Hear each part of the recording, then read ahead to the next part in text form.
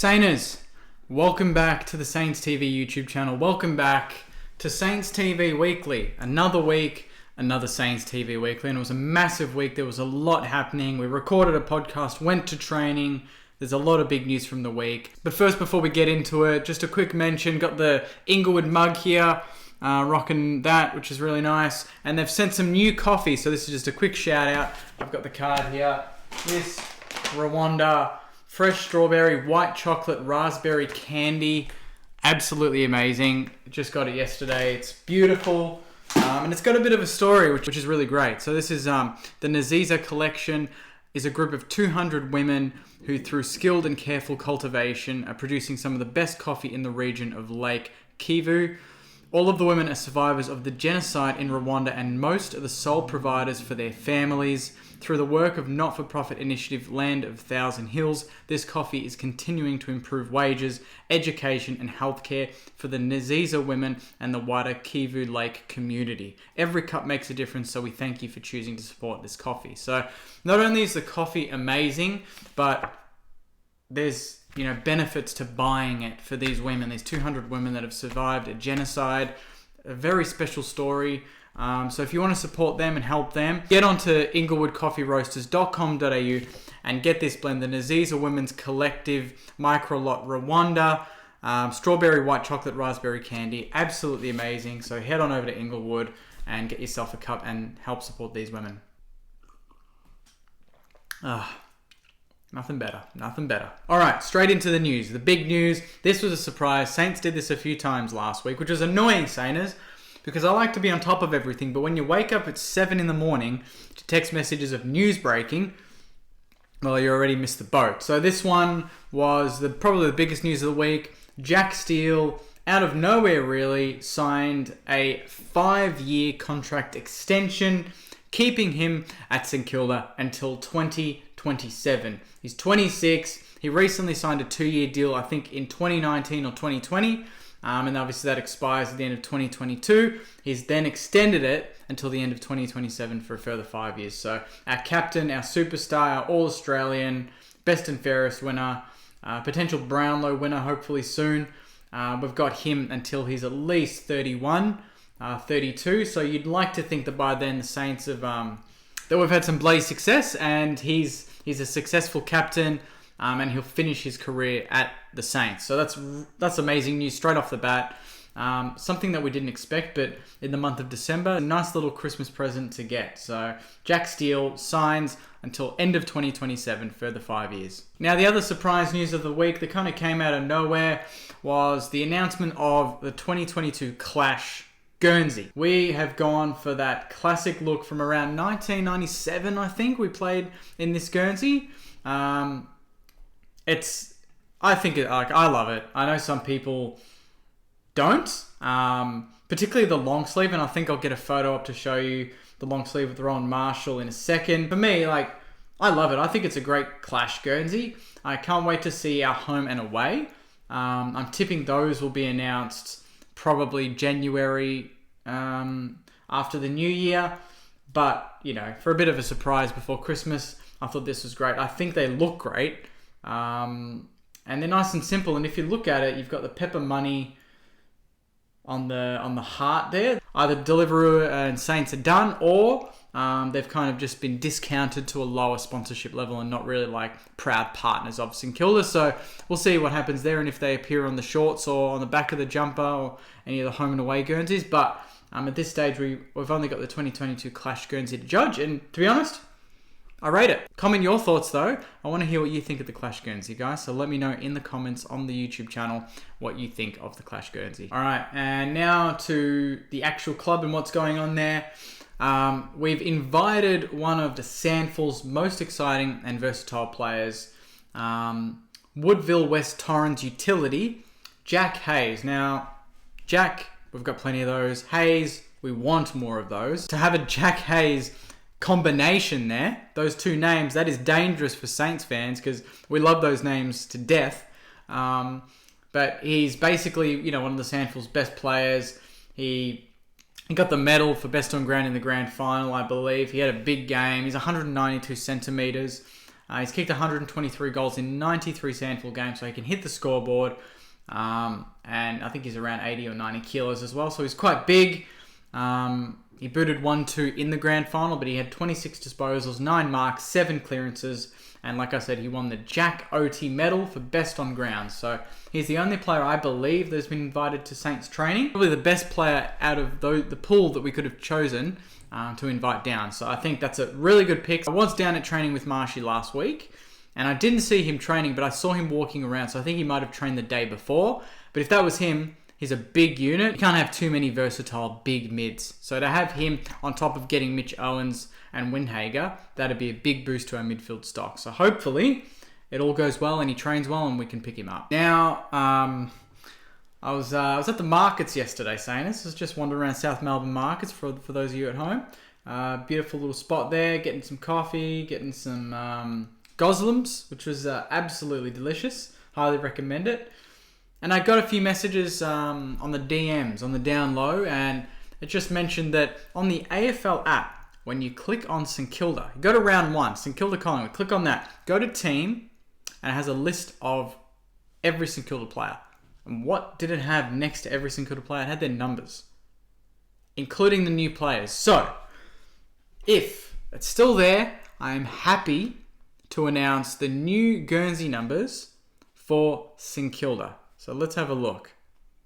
Round 1, team, St Kilda. Here we go. Nasiah Wanganeen Malira.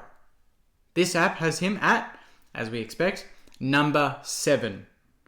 Then we have a change. Ryan Burns to 13. Jack Loney's old number. Marcus Windhager to 17. Ron Marshall still at 19. Machito Owens, 24.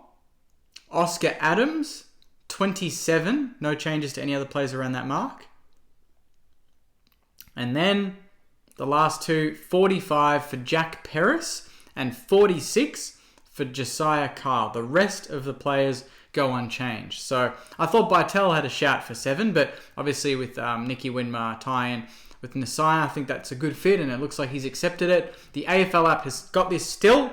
I'm not making it up. So thank you to those guys who messaged DM me on the Instagram channel to have a look. So hopefully the club announced that in the coming days. And on top of that, I did mention I was at training, Brighton Grammar, nice and early Friday morning. Special shout out to Dan Hanbury. I messaged him and I asked him, where are you training, mate? What time? Where? Let us know the details. And he was very accommodating, told me the time, the location and even just where it is on the street. So very descriptive of him, and we got down there early. They were warming up, got a coffee, and basically sat down at Brighton Grammar for a couple of hours and watched the boys put in a good 14k session. So the first thing I noticed, Nick Walsh, he's vocal, he's pushing, he's telling them what to do, how to do it, he's keeping them on the clock. There's little rests, but really ball skills, 4 or 5 laps of the oval. Ball skills, 4 it was endurance mixed with ball skills, and I love that because you're going to be under duress when you're playing AFL football. Deep into the 3rd, 4th quarter, you're wrecked. You still need to have foot skills. So I love that he's building that into the training regime early. That's something I don't think we did a lot of last year. So for me, I think Nick Walsh is the signing of the year in terms of what we needed. I think he's a breath of fresh air. Recently followed Saints TV on Instagram. So if you're watching this, Nick, good on you, mate. Keep it up. Just to see him at training and the way he conducted himself, I thought it was interesting. Rats was really just watching from the sidelines, and usually you see the head coach is kind of around that. He's talkative, but Rats didn't say anything until the very end. The whole 2.5 hour training session. It was really Nick Walsh, and it was great to see Ruffy training with Max Heath and the younger boys. Corey Enright was really involved, and that was exciting. So I think overall that was a great training session. That was a good long Friday one. Ben Long looked lean and mean and looked really good. Dean Kent looks like he's lost at least 4 or 5 kilos. Max King wasn't out there, but he came out there later after he was in the gym, I think, and he's put on a few and he's looking big.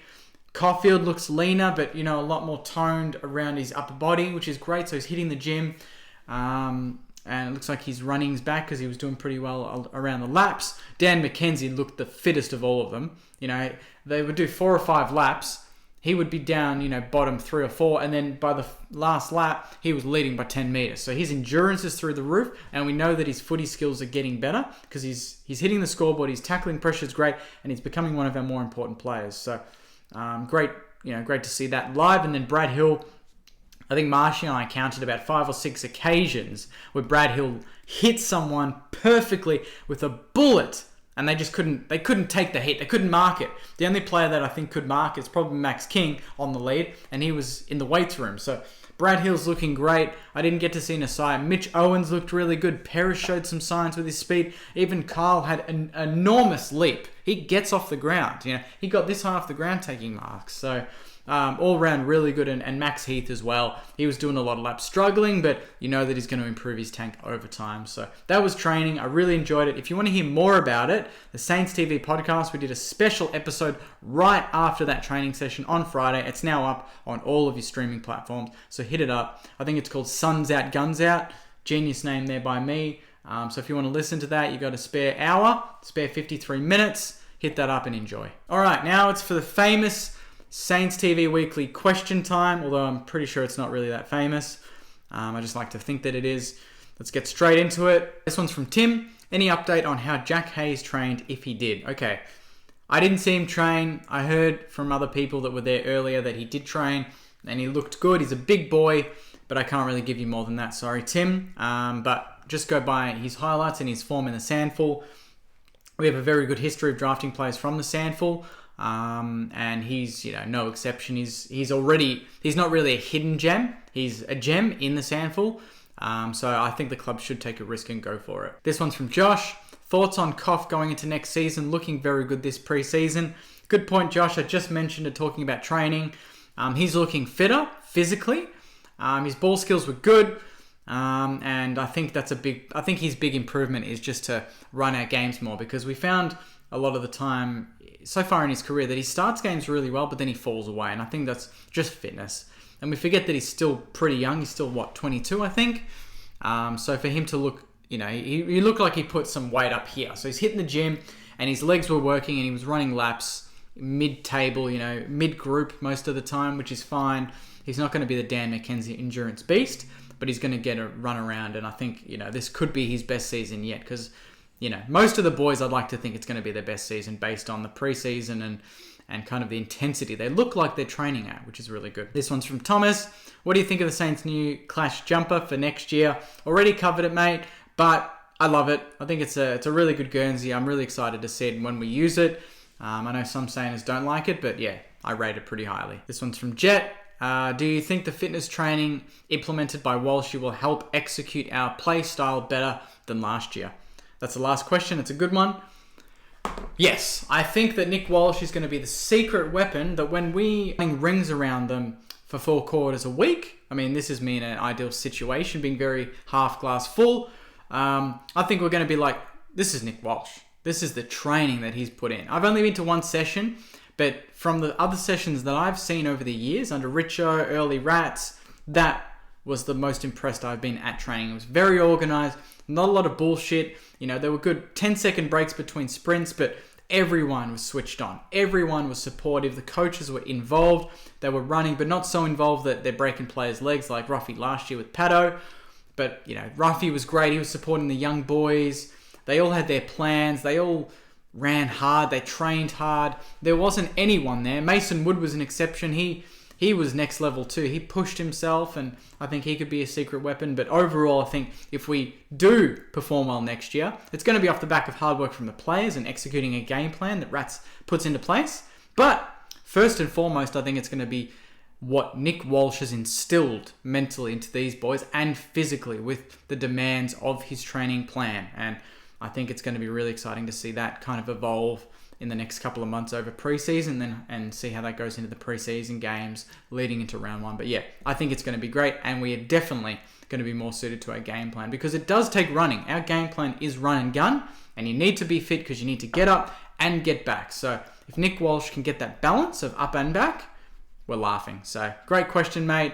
And hopefully that answered it for you. Anyway, guys, I'll leave it there. That is it. Thanks to Inglewood. That's another Saints TV Weekly done. I think I'll do one next week. That's on the 27th after Christmas. And then after that, I might take a break depending on the news over January, and if it's quiet, I'm going away for a little bit as well. So there might be a couple of weeks off Saints TV Weekly, but hopefully you enjoyed this episode. If you're watching and you haven't subscribed, please hit the subscribe button and help us get to 4,000 subscribers by round 1, March 18, 2022 against Collingwood. That's the goal. And if you haven't already, support Inglewood Coffee Roasters, amazing coffee. And to all of you at home watching, I hope you have a great Christmas, a great Boxing Day, and you're happy and healthy, most importantly. So thanks, guys. Enjoy the rest of your week, and I'll see you next week on another Saints TV Weekly. Merry Christmas, and go you mighty Sainers. See you guys.